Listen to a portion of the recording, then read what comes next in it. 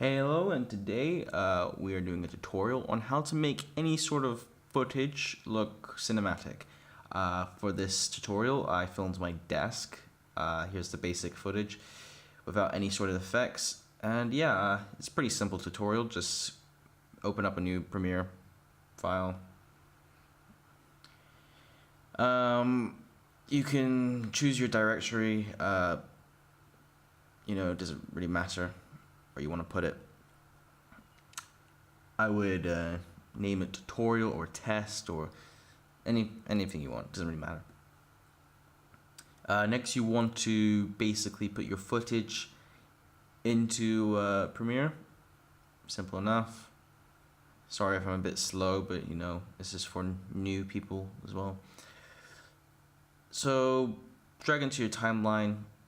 You got your footage there. Firstly, you want to maybe cut the end, like the end of the footage and the beginning of the footage, so you don't really get that jolts of stopping the camera. Then what you want to do is type in warp stabilizer into your effects tab, or just type warp.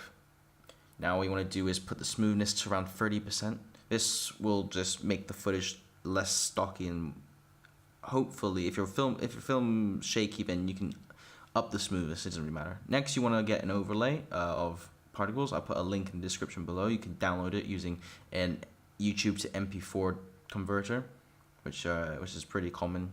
It's not too hard.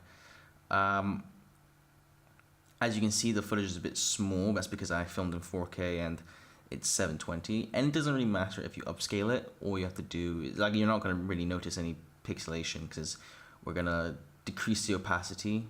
I would say around, it depends, 10 to 20, I would say. You want to put screen for blend mode, so you don't really get any of those blacks. But yeah, then you got a sort of particle effect, pretty simple.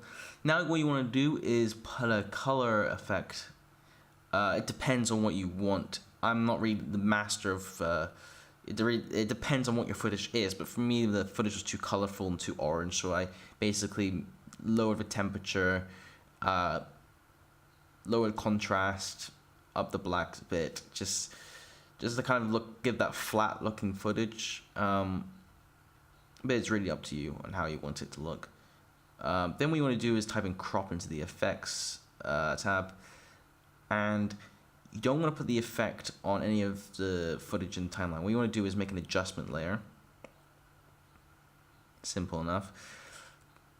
Grab the adjustment layer and drag it into the timeline, and then you want to apply the crop effect to the adjustment layer. That means it will crop everything in that timeline. Simple enough.